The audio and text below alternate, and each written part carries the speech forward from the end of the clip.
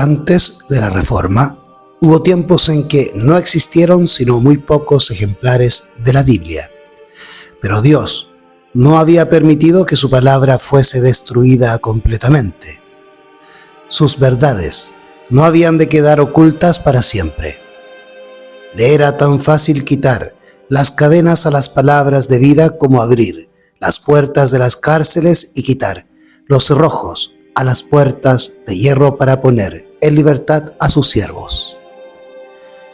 En los diferentes países de Europa hubo hombres que se sintieron impulsados por el Espíritu de Dios a buscar la verdad como un tesoro escondido y que, siendo guiados providencialmente hacia las Santas Escrituras, estudiaron las sagradas páginas con el más profundo interés.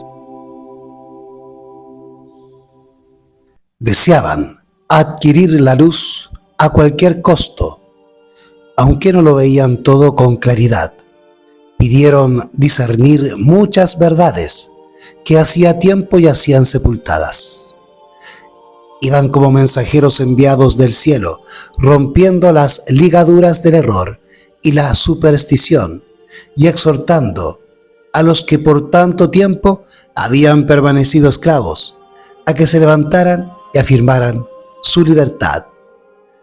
Salvo entre los valdenses, la palabra de Dios había quedado encerrada dentro de los límites de idiomas conocidos tan solo por la gente instruida. Pero llegó el tiempo en que las Sagradas Escrituras iban a ser traducidas y entregadas a gentes de diversas tierras en su propio idioma. Había ya pasado la oscura medianoche para el mundo. Fenecían las horas de tinieblas, y en muchas partes aparecían señales del alba que estaba por rayar. En el siglo XIV salió en Inglaterra el lucero de la Reforma, Juan Wycliffe, 1324 a 1387, que fue el heraldo de la Reforma no solo para Inglaterra, sino para toda la cristiandad. La gran protesta que contra Roma le fue dado lanzar no iba a ser nunca acallada, porque inició la lucha que iba a dar por resultado la emancipación de los individuos, las iglesias y las naciones. Recibió Wycliffe una educación liberal, y para él era el temor de Jehová el principio de la sabiduría. Se distinguió en el colegio por su ferviente piedad, a la vez que por su talento notable y su profunda erudición. En su sed de saber, trató de conocer todos los ramos de la ciencia. Se educó en la filosofía escolástica, en los cánones de la Iglesia y en el derecho civil, especialmente en el de su país. En sus trabajos posteriores, le fue muy provechosa esta temprana enseñanza. Debido a su completo conocimiento de la filosofía especulativa de su tiempo, pudo exponer los errores de ella, y el estudio de las leyes civiles y eclesiásticas lo preparó para tomar parte en la gran lucha por la libertad civil y religiosa. A la vez que podía manejar las armas que encontraba en la palabra de Dios, había adquirido la disciplina intelectual de las escuelas y comprendía la táctica de los hombres de escuela. El poder de su genio y sus conocimientos extensos y profundos le granjearon el respeto de amigos y enemigos. Sus partidarios veían con orgullo que su campeón sobresalía entre los intelectos más notables de la nación, y sus enemigos se veían imposibilitados para arrojar desdén sobre la causa de la Reforma por una exposición de la ignorancia o debilidad de su defensor. Estando Wycliffe todavía en el colegio, se dedicó al estudio de las Santas Escrituras. En aquellos remotos tiempos, cuando la Biblia existía solo en los idiomas primitivos, los eruditos eran los únicos que podían allegarse a la fuente de la verdad que a las clases incultas le estaba vedada. Ese estudio preparó el camino para el trabajo futuro de Wycliffe como reformador. Algunos hombres ilustrados habían estudiado la palabra de Dios y en ella habían encontrado revelada la gran verdad de la gracia concedida gratuitamente por Dios. Y por sus enseñanzas habían difundido esta verdad e inducido a otros a aceptar los oráculos divinos. Cuando la atención de Wycliffe fue dirigida a las Sagradas Escrituras, se consagró a escudriñarlas con el mismo empeño que había desplegado para adueñarse por completo de la instrucción que se impartía en los colegios. Hasta entonces había experimentado una necesidad que ni sus estudios escolares ni las enseñanzas de la Iglesia habían podido satisfacer. Encontró en la palabra de Dios lo que antes había buscado en vano. En ella halló revelado el plan de la salvación y vio a Cristo representado como el único abogado para el hombre. Se entregó al servicio de Cristo y resolvió proclamar las verdades que había descubierto. Como los reformadores que se levantaron tras él, Wycliffe, en el comienzo de su obra, no pudo prever hasta dónde ella lo conduciría.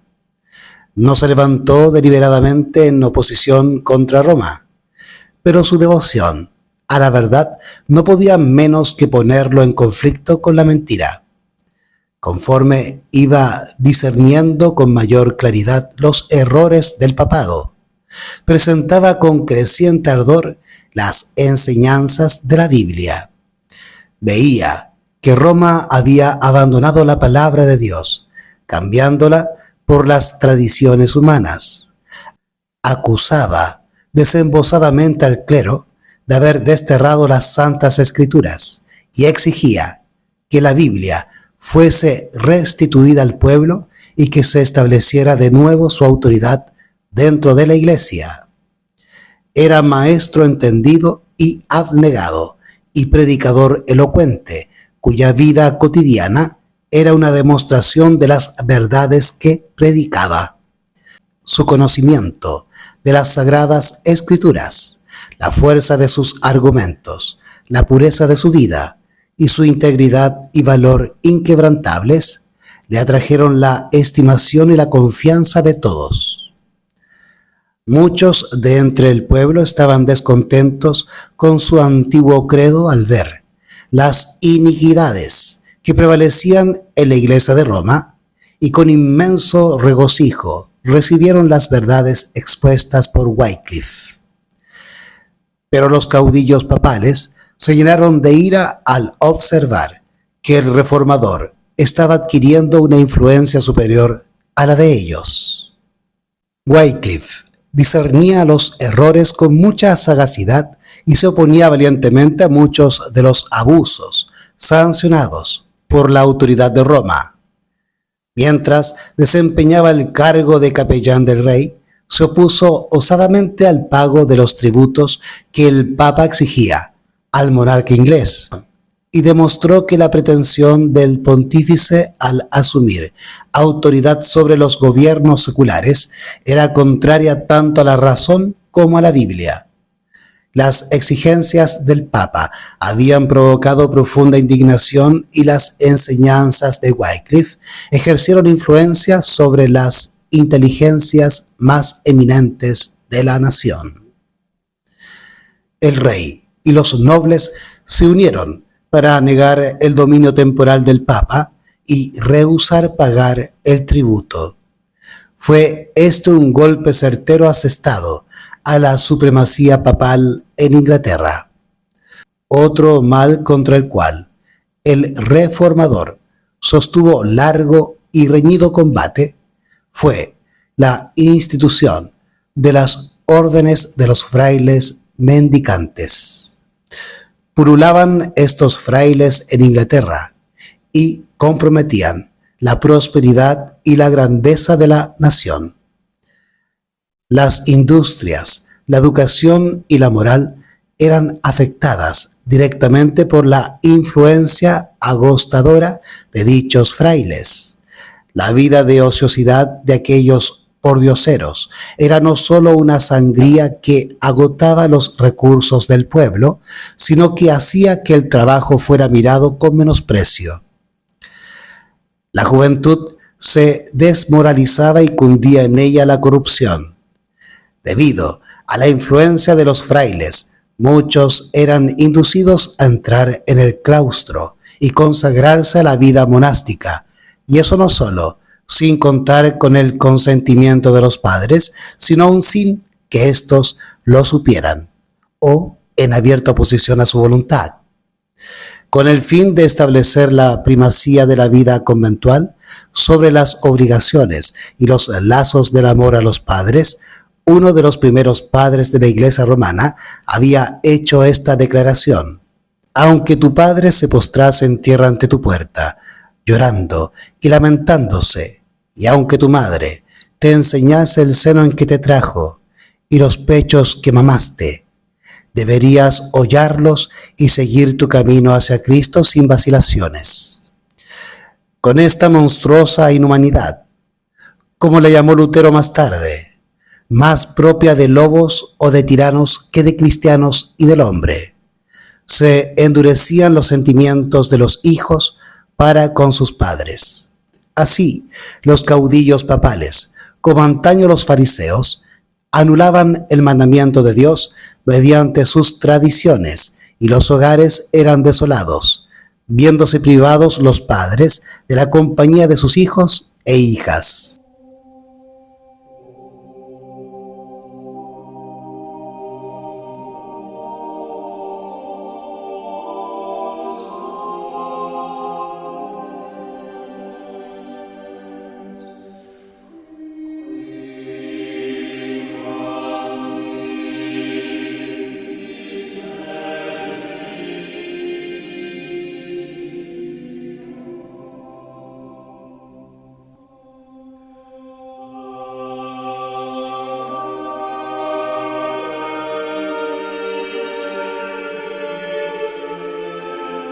Aún los mismos estudiantes de las universidades eran engañados por las falsas representaciones de los monjes e inducidos a incorporarse en sus órdenes. Muchos se arrepentían luego de haber dado este paso, al echar de ver que marchitaban su propia vida y ocasionaban congojas a sus padres. Pero, una vez cogidos en la trampa, les era imposible recuperar la libertad. Muchos padres, temiendo la influencia de los monjes, rehusaban enviar a sus hijos a las universidades, y disminuyó notablemente el número de alumnos que asistían a los grandes centros de enseñanza. Así decayeron estos planteles y prevaleció la ignorancia. El Papa había dado a los monjes facultad de oír confesiones y de otorgar absolución, cosa que se convirtió en mal incalculable. En su afán por incrementar sus ganancias, los frailes estaban tan dispuestos a conceder la absolución al culpable, que toda clase de criminales se acercaba a ellos, y se notó, en consecuencia, un gran desarrollo de los vicios más perniciosos. Dejábase padecer a los enfermos y a los pobres, en tanto que los donativos que pudieran aliviar sus necesidades eran depositados a los pies de los monjes, quienes con amenazas exigían las limosnas del pueblo y denunciaban la impiedad de los que las retenían.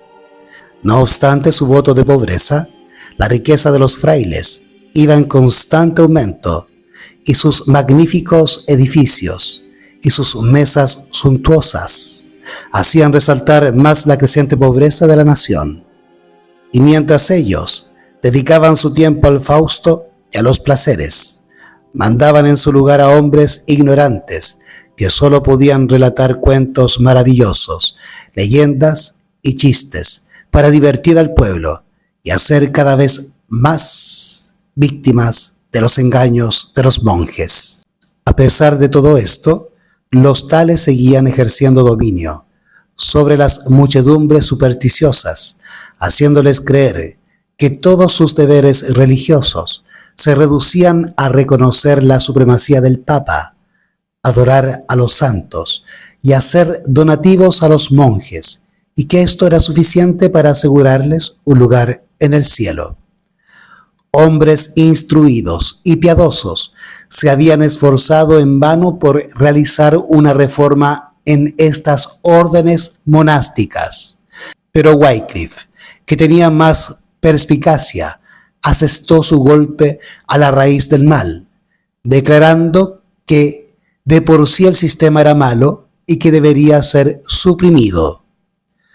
Se suscitaron discusiones e investigaciones. Mientras los monjes atravesaban el país vendiendo indulgencias del Papa, muchos habían que dudaban de la posibilidad de que el perdón se pudiera comprar con dinero y se preguntaban si no sería más razonable buscar el perdón de Dios antes que el del pontífice de Roma.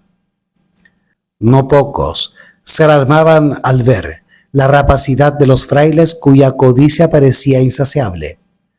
Los monjes y sacerdotes de Roma, decían ellos, nos roen como el cáncer. Dios tiene que librarnos o el pueblo perecerá. Para disimular su avaricia, estos monjes mendicantes aseveraban seguir el ejemplo del Salvador y declaraban que Jesús y sus discípulos habían sido sostenidos por caridad de la gente.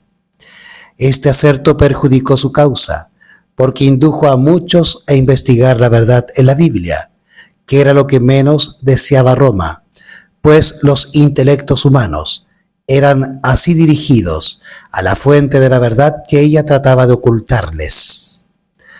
Wycliffe empezó a publicar folletos contra los frailes, no tanto para provocarlos a discutir con él, como para llamar la atención de la gente hacia las enseñanzas de la Biblia y hacia su autor.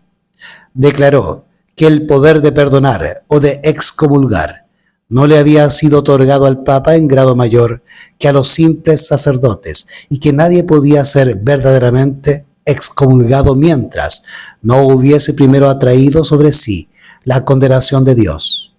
Y en verdad que Wycliffe no hubiera podido acertar con un medio mejor de derrocar el formidable dominio espiritual y temporal que el Papa levantara y bajo el cual millones de hombres gemían cautivos en cuerpo y alma.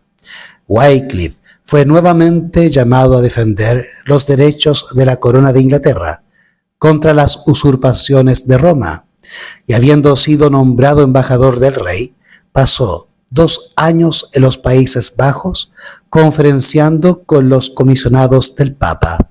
Allí estuvo en contacto con eclesiásticos de Francia, Italia y España y tuvo oportunidad de ver lo que había entre bastidores y de conocer muchas cosas que en Inglaterra no hubiera descubierto. Se enteró de muchas cosas que le sirvieron de argumento en sus trabajos posteriores. En aquellos representantes de la corte del Papa leyó el verdadero carácter y las aspiraciones de la jerarquía. Volvió a Inglaterra para reiterar sus anteriores enseñanzas con más valor y celo que nunca, declarando que la codicia, el orgullo y la impostura eran los dioses de Roma. Hablando del Papa y de sus recaudadores, decía en uno de sus folletos: ellos sacan de nuestra tierra el sustento de los pobres y miles de marcos al año del dinero del rey a cambio de sacramento y artículos espirituales, lo cual es maldita herejía simoniaca, y hacen que toda la cristiandad mantenga y afirme esta herejía. Y a la verdad si en nuestro reino hubiera un cerro enorme de oro, y no lo tocara jamás hombre alguno, sino solamente este recaudador sacerdotal, orgulloso y mundano, en el curso del tiempo el cerro llegaría a gastarse todo entero, porque él se lleva cuanto dinero haya en nuestra tierra, y no nos devuelve más que la maldición que Dios pronuncia sobre su simonía. Poco después de su regreso a Inglaterra, Wycliffe recibió del rey el nombramiento de rector de Lutterworth. Esto lo convenció de que el monarca, cuando menos, no estaba descontento con la franqueza con que había él hablado. Su influencia se dejó sentir en las resoluciones de la corte tanto como en las opiniones religiosas de la nación. Pronto fueron lanzados contra Wycliffe los rayos y las centellas papales. 3 bulas fueron enviadas a Inglaterra, a la universidad, al rey y a los prelados, ordenando todas que se tomaran inmediatamente medidas decisivas para obligar a guardar silencio al maestro de la herejía. Sin embargo, antes de que se recibieran las bulas, los obispos, inspirados por su celo, habían citado a Wycliffe a que compareciera ante ellos para ser juzgado, pero 2 de los más poderosos príncipes del reino lo acompañaron al tribunal, y el gentío que rodeaba el edificio y que se agolpó dentro de él dejó a los jueces tan cohibidos que se suspendió el proceso y se le permitió a Wycliffe que se retirara en paz. Poco después, Eduardo III, a quien ya entrado en años procuraban indisponer los prelados contra el reformador, murió, y el antiguo protector de Wycliffe llegó a ser regente del reino.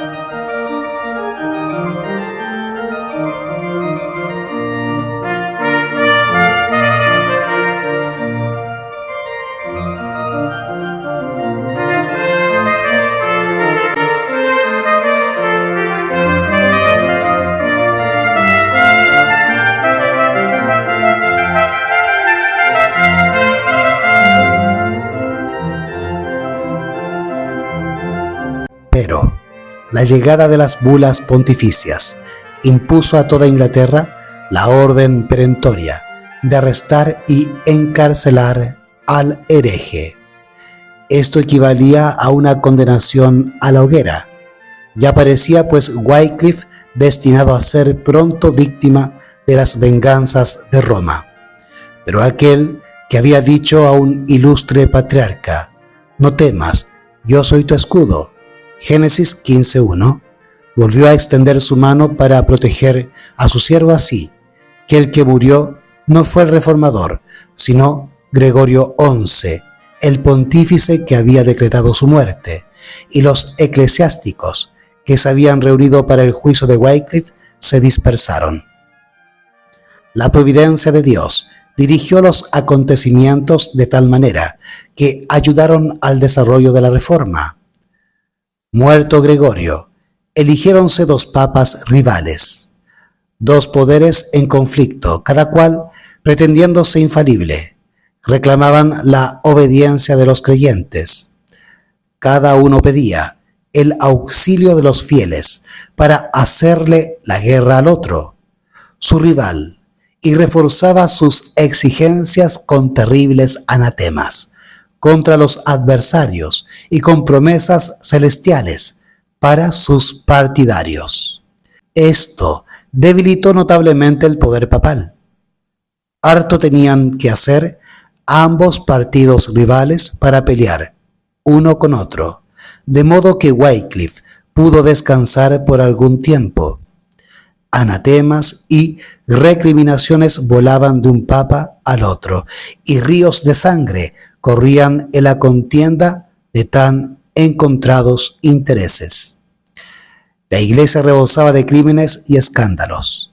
Entretanto, el reformador vivía tranquilo, retirado en su parroquia de Lutterworth, trabajando diligentemente por hacer que los hombres apartaran la atención de los papas en guerra uno con otro y que la fijaran en Jesús, el príncipe de paz. El cisma, con la contienda y corrupción que produjo, preparó el camino para la reforma, pues ayudó al pueblo a conocer al papado tal cual era. En un folleto que publicó Wycliffe sobre el cisma de los papas, exhortó al pueblo a considerar si ambos sacerdotes no decían la verdad al condenarse uno a otro como anticristos. Dios, decía él, no quiso que el enemigo siguiera reinando tan solo en uno de esos sacerdotes, sino que puso enemistad entre ambos, para que los hombres en el nombre de Cristo puedan vencer a ambos con mayor facilidad. Como su maestro, predicaba Wycliffe el evangelio a los pobres, no dándose por satisfecho con hacer que la luz brillara únicamente en aquellos humildes hogares de su propia parroquia de Lutterworth. Quiso difundirla por todos los ámbitos de Inglaterra. Para esto organizó un cuerpo de predicadores, todos ellos hombres sencillos y piadosos, que amaban la verdad y no ambicionaban otra cosa que entenderla por todas partes. Para darla a conocer enseñaban en los mercados, en las calles de las grandes ciudades y en los sitios apartados. Visitaban a los ancianos, a los pobres y a los enfermos, impartiéndoles las buenas nuevas de la gracia de Dios. Siendo profesor de teología en Oxford, predicaba Wycliffe la palabra de Dios en las aulas de la universidad. Presentó la verdad a los estudiantes con tanta fidelidad que mereció el título de doctor evangélico. Pero la obra más grande de su vida había de ser la traducción de la Biblia al idioma inglés. En una obra sobre la verdad y el significado de las Escrituras, dio a conocer su intención de traducir la Biblia para que todo hombre en Inglaterra pudiera leer en su propia lengua y conocer por sí mismo las obras maravillosas de Dios. Pero de pronto tuvo que suspender su trabajo, aunque no tenía aún 60 años de edad. Sus ocupaciones continuas, el estudio y los ataques de sus enemigos lo habían debilitado y envejecido prematuramente.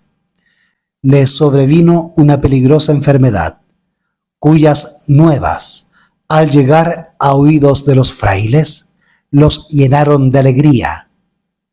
Pensaron que en tal trance lamentaría Wycliffe amargamente el mal que había causado a la iglesia. En consecuencia, se apresuraron a ir a su vivienda para oír su confesión. Dándolo ya por agonizante, se reunieron en derredor de él los representantes de 4 órdenes religiosas, acompañados por 4 dignatarios civiles, y le dijeron: «Tienes el sello de la muerte en tus labios, conmuévete por la memoria de tus faltas y retráctate delante de nosotros de todo cuanto has dicho para perjudicarnos». El reformador escuchó en silencio, luego ordenó a su criado que le ayudara a incorporarse en su cama, y mirándolos con fijeza, mientras permanecían puestos en pie esperando oír su retractación, les habló con aquella voz firme y robusta que tantas veces los había hecho temblar, y les dijo: «No voy a morir, sino que viviré para volver a denunciar las maquinaciones de los frailes». Sorprendidos y corridos, los monjes se apresuraron a salir del aposento. Las palabras de Wycliffe se cumplieron. vivió lo bastante para poder dejar en manos de sus connacionales el arma más poderosa contra Roma, la Biblia, el agente enviado del cielo para libertar, alumbrar y evangelizar al pueblo. Muchos y grandes fueron los obstáculos que tuvo que vencer para llevar a cabo esta obra. Se veía cargado de achaques, sabía que solo le quedaban unos pocos años que dedicar a sus trabajos y se daba cuenta de la oposición que debía arrostrar, pero animado por las promesas de la palabra de Dios, siguió adelante sin que nada le intimidara. Estaba en pleno goce de sus fuerzas intelectuales y enriquecido por mucha experiencia. La providencia especial de Dios lo había conservado y preparado para esta, la mayor de sus obras. De modo que mientras toda la cristiandad se hallaba envuelta en tumultos, el reformador, en su rectoría de Lutterworth, sin hacer caso de la tempestad que rugía en derredor, se dedicaba a la tarea que había escogido. Por fin dio cima a la obra. Acabó la primera traducción de la Biblia que se hiciera en inglés. El libro de Dios quedaba abierto para Inglaterra. El reformador ya no temía a la prisión ni a la hoguera. Había puesto en manos del pueblo inglés una luz que jamás se extinguiría. Al darles la Biblia a sus compatriotas, había hecho más para romper las cadenas de la ignorancia y del vicio, y para libertar y engrandecer a su nación, que todo lo que jamás se consiguiera con las victorias más brillantes en los campos de batalla. Como todavía la imprenta no era conocida, los ejemplares de la Biblia no se multiplicaban sino mediante un trabajo lento y enojoso. Tan grande era el empeño de poseer el libro que muchos se dedicaron voluntariamente a copiarlo. Sin embargo, les costaba mucho a los copistas satisfacer los pedidos. Algunos de los compradores más ricos deseaban la Biblia entera. Otros compraban solamente una porción. En muchos casos, se unían varias familias para comprar un ejemplar. De este modo, la Biblia de Wycliffe no tardó en abrirse paso en los hogares del pueblo.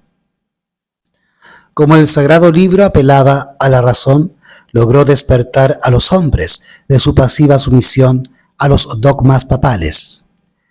En lugar de estos, Wycliffe enseñaba las doctrinas distintivas del protestantismo, la salvación por medio de la fe en Cristo y la infalibilidad única de las Sagradas Escrituras.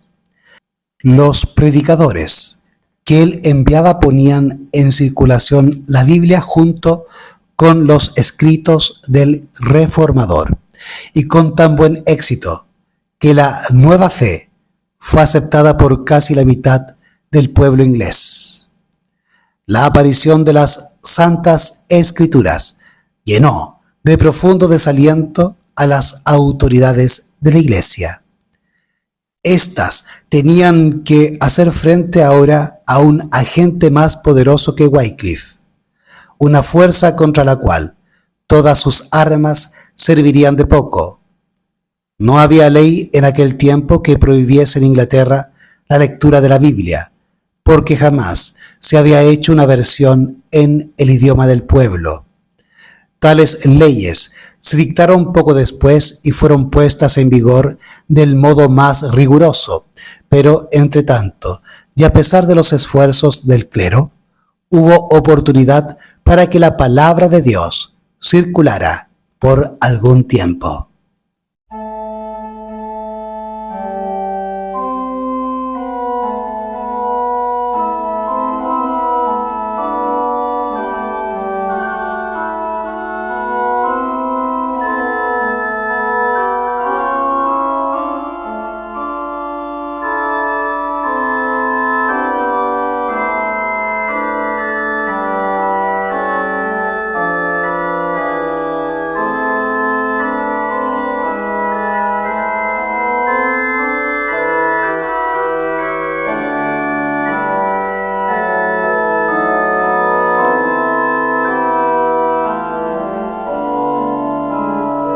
Nuevamente, los caudillos papales quisieron imponer silencio al reformador. Lo citaron ante 3 tribunales sucesivos para juzgarlo, pero sin resultado alguno.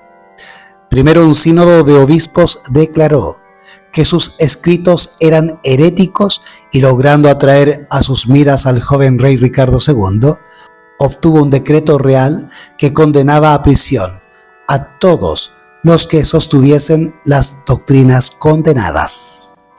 Wycliffe apeló de esa sentencia del sínodo al Parlamento.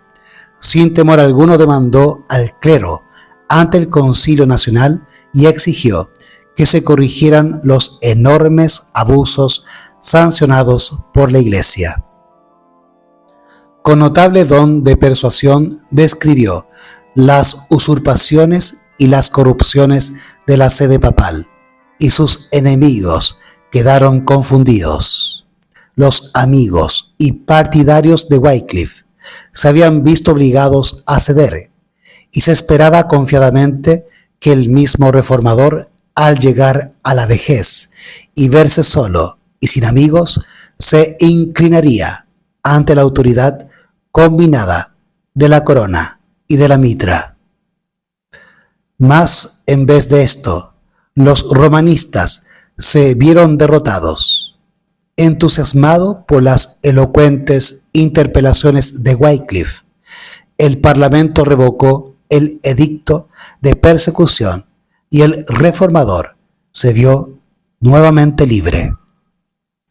Por tercera vez lo citaron para formarle juicio, y esta vez ante el más alto tribunal eclesiástico del reino.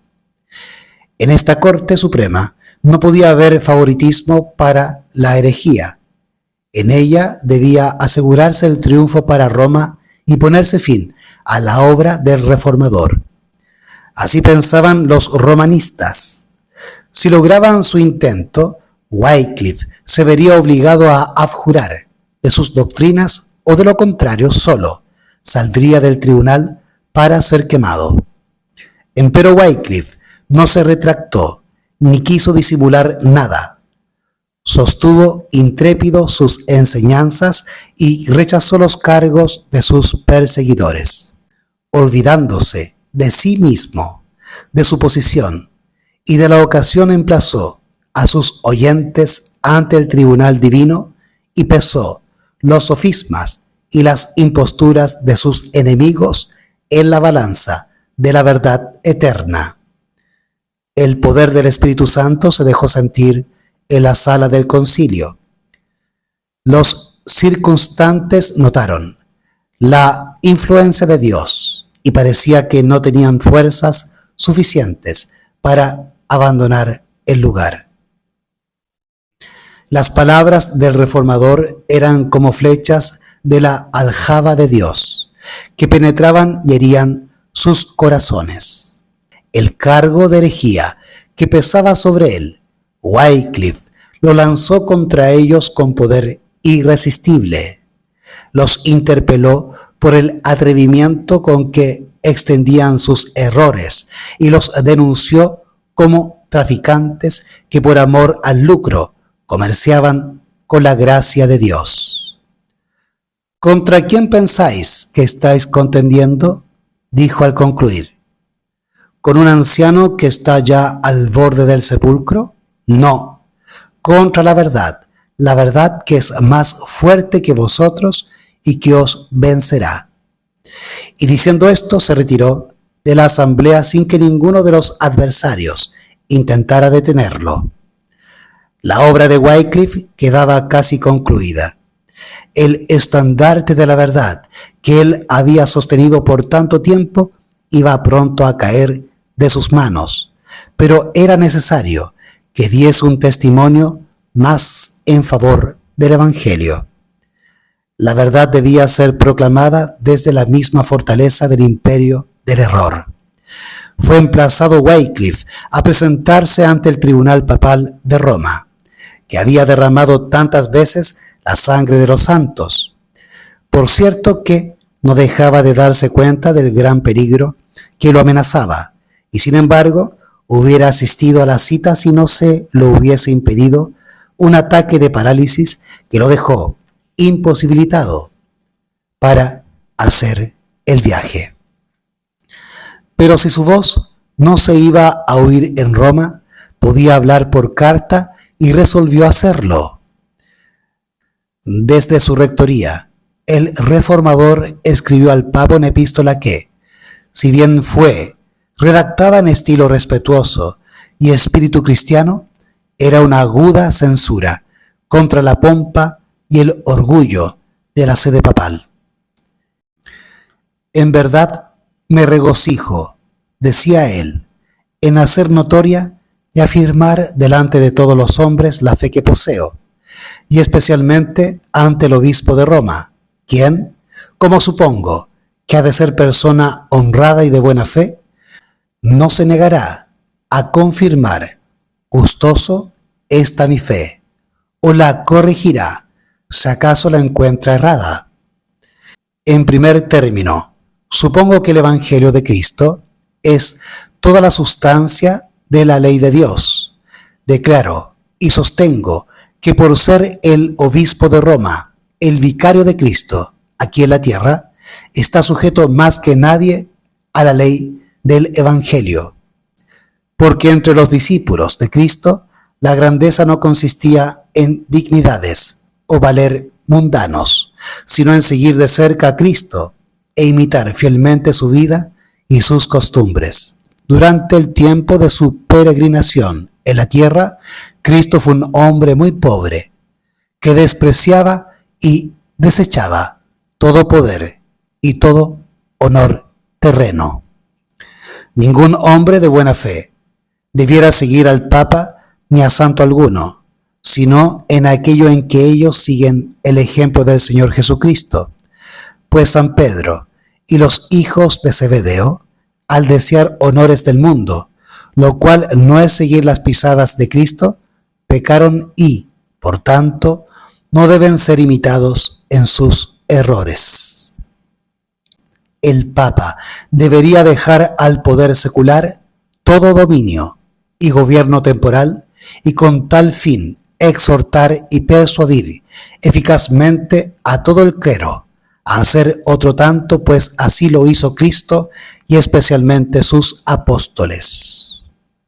Por consiguiente, si me he equivocado en cualquiera de estos puntos, estoy dispuesto a someterme a la corrección y aún a morir, si es necesario. Si pudiera yo obrar conforme a mi voluntad y deseo, siendo dueño de mí mismo, de seguro que me presentaría ante el obispo de Roma, pero el Señor se ha dignado visitarme para que se haga lo contrario y me ha enseñado a obedecer a Dios antes que a los hombres. Al concluir decía, oremos a Dios para que mueva de tal modo el corazón de nuestro Papa Urbano VI, que él y su clero sigan al Señor Jesucristo en su vida y costumbres, y así se lo enseñen al pueblo, a fin de que, siendo ellos el dechado, todos los fieles los imiten con toda fidelidad. Así enseñó Wycliffe al Papa y a sus cardenales la mansedumbre y humildad de Cristo, haciéndoles ver no solo a ellos, sino a toda la cristiandad el contraste que había entre ellos y el maestro de quien profesaban ser representantes. Wycliffe estaba convencido de que su fidelidad iba a costarle la vida. El rey, el papa y los obispos estaban unidos para lograr su ruina, y parecía seguro que en pocos meses, a más tardar, lo llevarían a la hoguera. Pero su valor no disminuyó. ¿Por qué habláis de buscar lejos la corona del martirio?, preguntaba él. Predicad el Evangelio de Cristo a arrogantes prelados y el martirio nos hará esperar. ¿Qué viviría yo para quedarme callado? Nunca. Que venga el golpe. Esperándolo estoy. No obstante, la providencia de Dios velaba aún por su siervo, y el hombre que durante toda su vida había defendido con arrojo la causa de la verdad, exponiéndose diariamente al peligro, no había de caer víctima del odio de sus enemigos.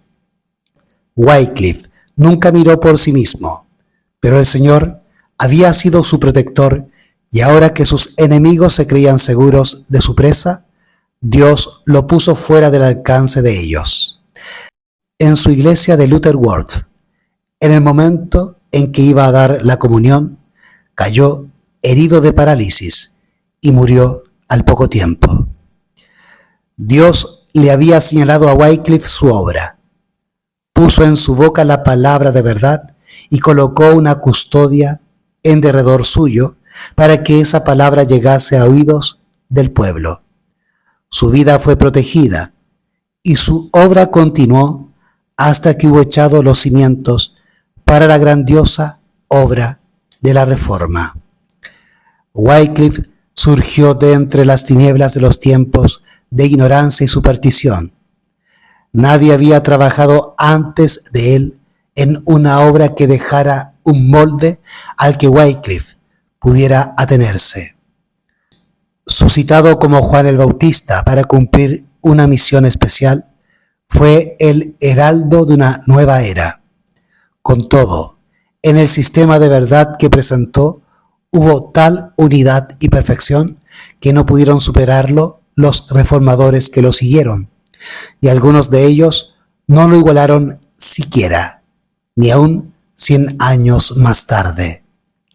Echó cimientos tan hondos y amplios y dejó una estructura tan exacta y firme que no necesitaron hacer modificaciones los que le sucedieron en la causa. El gran movimiento inaugurado por Wycliffe, que iba a libertar las conciencias y los espíritus y emancipar las naciones que habían estado por tanto tiempo atadas al carro triunfal de Roma, tenía su origen en la Biblia. Era ella el manantial de donde brotó el raudal de bendiciones que, como el agua de la vida, ha venido fluyendo a través de las generaciones desde el siglo XIV. Con fe absoluta, Wycliffe aceptaba las Santas Escrituras como la revelación inspirada de la voluntad de Dios, como regla suficiente de fe y conducta. Se le había enseñado a considerar la Iglesia de Roma como la autoridad divina e infalible y a aceptar con reverencia implícita las enseñanzas y costumbres establecidas desde hacía 1000 años, pero de todo esto se apartó para dar oídos a la santa palabra de Dios.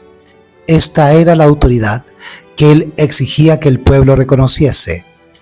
En vez de la iglesia que hablaba por medio del Papa, declaraba él que la única autoridad verdadera era la voz de Dios escrita en su palabra, y enseñó que la Biblia es no solo una revelación perfecta de la voluntad de Dios, sino que el Espíritu Santo es su único intérprete, y que por el estudio de sus enseñanzas, cada uno debe conocer por sí mismo sus deberes. Así logró que se fijaran los hombres en la palabra de Dios y dejaran a un lado al Papa y a la Iglesia de Roma. Wycliffe fue uno de los mayores reformadores por la amplitud de su inteligencia, la claridad de su pensamiento, su firmeza para sostener la verdad y su intrepidez para defenderla. Fueron pocos los que lo igualaron entre los que se levantaron tras él. Caracterizaban al primero de los reformadores su pureza de vida, su actividad incansable en el estudio y el trabajo, su integridad intachable, su fidelidad en el ministerio y sus nobles sentimientos, que eran los mismos que se notaron en Cristo Jesús. Y esto no obstante la oscuridad intelectual y la corrupción moral de la época en que vivió. El carácter de Wycliffe es una prueba del poder educador y transformador de las Santas Escrituras. A la Biblia debió él todo lo que fue, el esfuerzo hecho para comprender las grandes verdades de la revelación imparte vigor a todas las facultades y las fortalece, ensancha el entendimiento, aguza las percepciones y madura el juicio. El estudio de la Biblia ennoblecerá como ningún otro estudio el pensamiento, los sentimientos y las aspiraciones. Da constancia en los propósitos, paciencia, valor y perseverancia. Refina el carácter y santifica el alma. Un estudio serio y reverente de las Santas Escrituras, al poner la mente de quienes se dedicaran a él en contacto directo con la mente del Todopoderoso, daría al mundo hombres de intelecto mayor y más activo, como también de principios más nobles que los que puedan resultar de la más hábil enseñanza de la filosofía humana. La entrada de tus palabras, dice el salmista, alumbra a los simples, les da inteligencia. Salmo 119, versículo 130.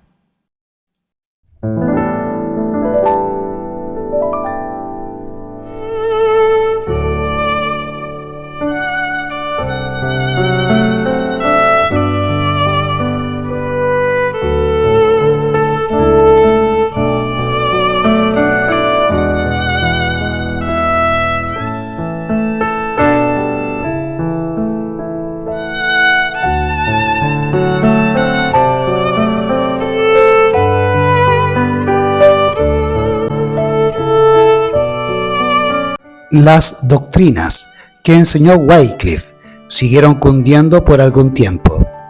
Sus partidarios, conocidos por wycliffitas y lollardos, no solo recorrían Inglaterra, sino que se esparcieron por otras partes, llevando a otros países el conocimiento del Evangelio. Cuando su jefe falleció, los predicadores trabajaron con más celo aún que antes, y las multitudes acudían a escuchar sus enseñanzas. Algunos miembros de la nobleza y la misma esposa del rey contábanse en el número de los convertidos, y en muchos lugares se notaba en las costumbres del pueblo un cambio notable, y se sacaron de las iglesias los símbolos idolátricos del romanismo. Pero pronto la tempestad de la despiadada persecución se desató sobre aquellos que se atrevían a aceptar la Biblia como guía. Los monarcas ingleses, ansiosos de confirmar su poder con el apoyo de Roma, no vacilaron en sacrificar a los reformadores. Por primera vez en la historia de Inglaterra fue decretado el uso de la hoguera para castigar a los propagadores del Evangelio. Los martirios seguían a los martirios. Los que abogaban por la verdad eran desterrados o atormentados, y solo podían clamar al oído del Dios de Sabaoth. Se los perseguía como a enemigos de la iglesia y traidores del reino, pero ellos seguían predicando en lugares secretos, buscando refugio lo mejor que podían en las humildes casas de los pobres y escondiéndose muchas veces en cuevas y antros de la tierra. A pesar de la ira de los perseguidores, continuó serena, firme y paciente por muchos siglos la protesta que los siervos de Dios sostuvieron contra la perversión predominante de las enseñanzas religiosas. Los cristianos de aquellos tiempos primitivos no tenían más que un conocimiento parcial de la verdad, pero habían aprendido a amar la palabra de Dios y a obedecerla, y por ella sufrían con paciencia. Como los discípulos en los tiempos apostólicos, muchos sacrificaban sus propiedades terrenales por la causa de Cristo. Aquellos a quienes se permitía habitar en sus hogares daban asilo con gusto a sus hermanos perseguidos, y cuando a ellos también se los expulsaba de sus casas, aceptaban alegremente la suerte de los desterrados. Cierto es que miles de ellos, aterrorizados por la furia de los perseguidores, compraron su libertad haciendo el sacrificio de su fe y salieron de las cárceles llevando el hábito de los arrepentidos para hacer pública su retractación. Pero no fue escaso el número, contándose entre ellos nobles y ricos, así como pobres y humildes, de los que sin miedo alguno daban testimonio de la verdad en los calabozos, en las torres lolardas, gozosos en medio de los tormentos y las llamas de ser tenidos por dignos de participar de la comunión de sus padecimientos.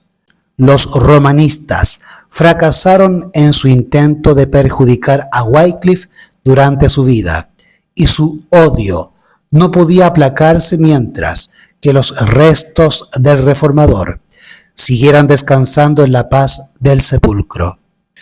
Por un decreto del Concilio de Constanza, más de 40 años después de la muerte de Wycliffe, sus huesos fueron exhumados y quemados públicamente, y las cenizas arrojadas a un arroyo cercano.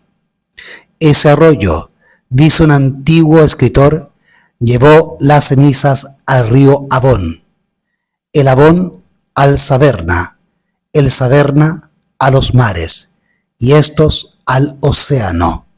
Y así es como las cenizas de Wycliffe son emblema de sus doctrinas, las cuales se hallan esparcidas hoy por el mundo entero. Cuán poco alcanzaron a comprender sus enemigos el significado de su acto perverso. Por medio de los escritos de Wycliffe, Juan Hus de Bohemia fue inducido a renunciar a muchos de los errores de Roma y a asociarse a la obra de reforma.